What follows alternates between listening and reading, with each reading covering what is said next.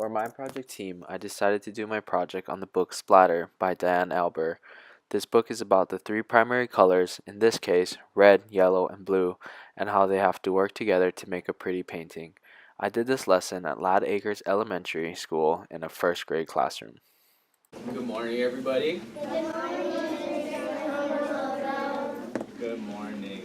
So, last week or a couple weeks ago, does anybody remember Mrs. Stripling going over the primary colors in the color wheel? Yeah.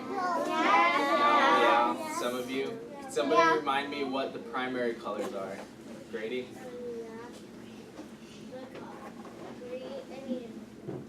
Blue, yellow, and red. Good. And does anybody remember what secondary colors are? Anna and. Orange, purple, and green. Good. And do you remember what makes a secondary color? Sully. Red, yellow, and blue. Good. So a secondary color happens when we mix two primary colors together, right? So I want you to turn to your carpet partners, and I want you guys to think of one object, anything in the world that's a primary color, and one object that's a secondary color. Okay, ready, go. I thought that my introduction went pretty well. I wanted to check the understanding of the students and see how much of the content that they remembered from the last class. One thing that I would change about about the introduction is allowing the students more time to think about the questions that I asked. Also, when I told the students to turn to their carpet partners, I would make sure that they heard all of the directions before turning around and redirecting them if they turned around before I told them to turn around. Okay, back to me in 5, 4, 3, 2, 1. Okay, can somebody give me an example of an object that's a primary color? Daphne. The flag? Yes, red. Yes, the flag has two primary colors on it, right? Can you tell me the two primary colors that are on the flag, Daphne? Can somebody tell me an object that's a secondary color? Jackson, can you tell me something that's a secondary color? And orange is a secondary color, right? Because it's orange. One criticism that I have for this part was only asking two students the question. I took the time to have them turn and talk to their partners, so I should have let more students share. If I were to do this again, I would ask multiple students per question so that the other students could hear some of the ideas that their classmates had. I think that the idea was there, but in the moment I did not execute as well as I would have liked to. So today I'm going to be reading this book. It's called Splatter, and it's by Diane Albert. And it's about the primary colors.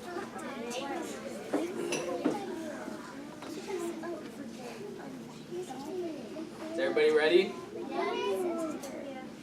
This is a story of a colorful crew, made from paint splatters of red, yellow, and blue.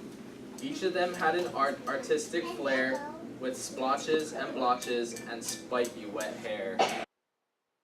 I thought that the read aloud portion of this project actually went really well. The students were really engaged and they really liked the book.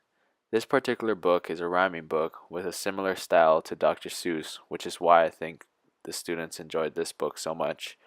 It also has a message of teamwork in it, and they really responded well to that as well.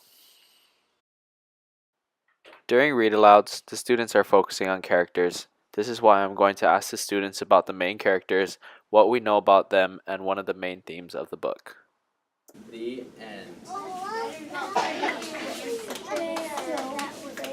Okay, so can somebody tell me who the main characters in the story were? Ezra. Red, orange, yellow, and blue.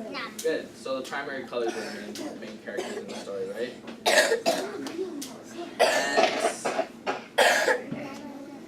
And what do we know about these colors? Sadie? Are they secondary colors or primary colors?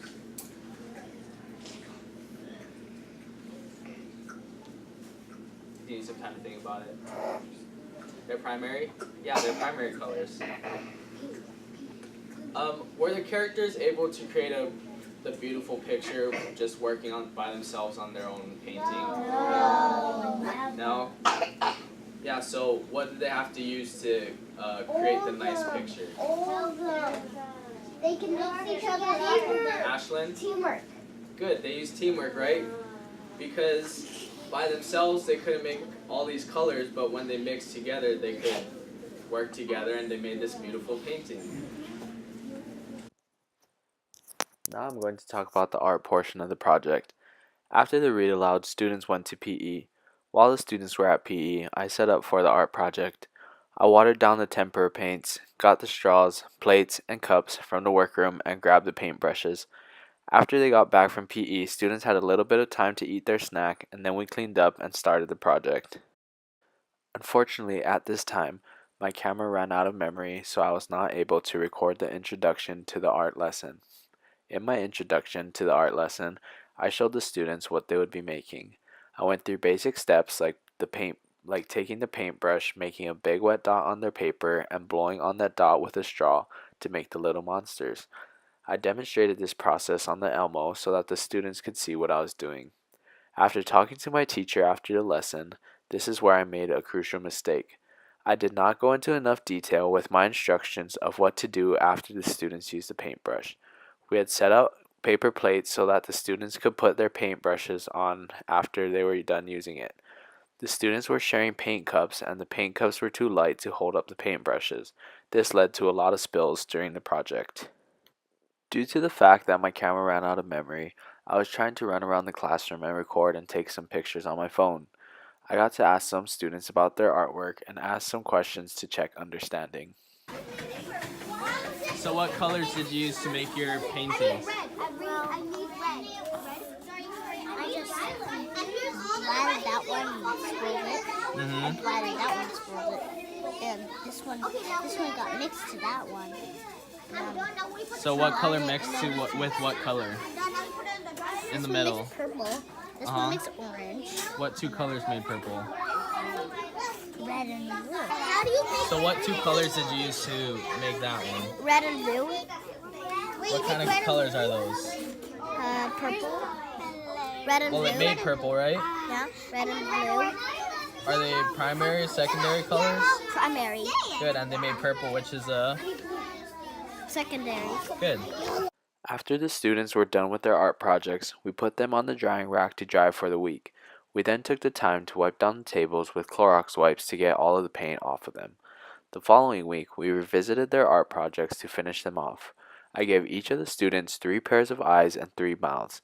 I was more clear with my instructions this time, and I told the students that these are the only stickers that they are going to get. I told them that they may use them however they want to, but they are not to share or trade stickers with their friends. These are some of the finished art projects that the students created and put in their art portfolio. Overall, I was very happy with how these turned out, and the students were very pleased as well.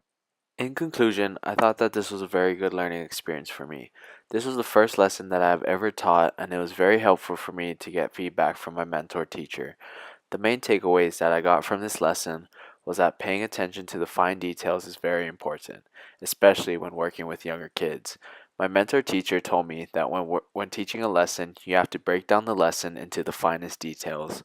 Also, I think that it was good for me to experience how difficult it is to manage time while trying to teach a lesson. I find myself going on and not keeping track of time, and I got carried away. Lastly, learning how to manage the classroom was a struggle for me, and trying to balance all of these things at once was very challenging, especially with 31 first graders. I am really glad that I got to do this project. It was really rewarding to build a lesson from the ground up and see your plans actually take place in the classroom. Even though the lesson did not go exactly as planned, I had a lot of fun teaching the lesson, and it was nice seeing my students be excited about doing the art project that I put together. This made me very happy. I have learned a lot about teaching and myself through this project, and I look forward to teaching more lessons and reflecting and improving on them in the future.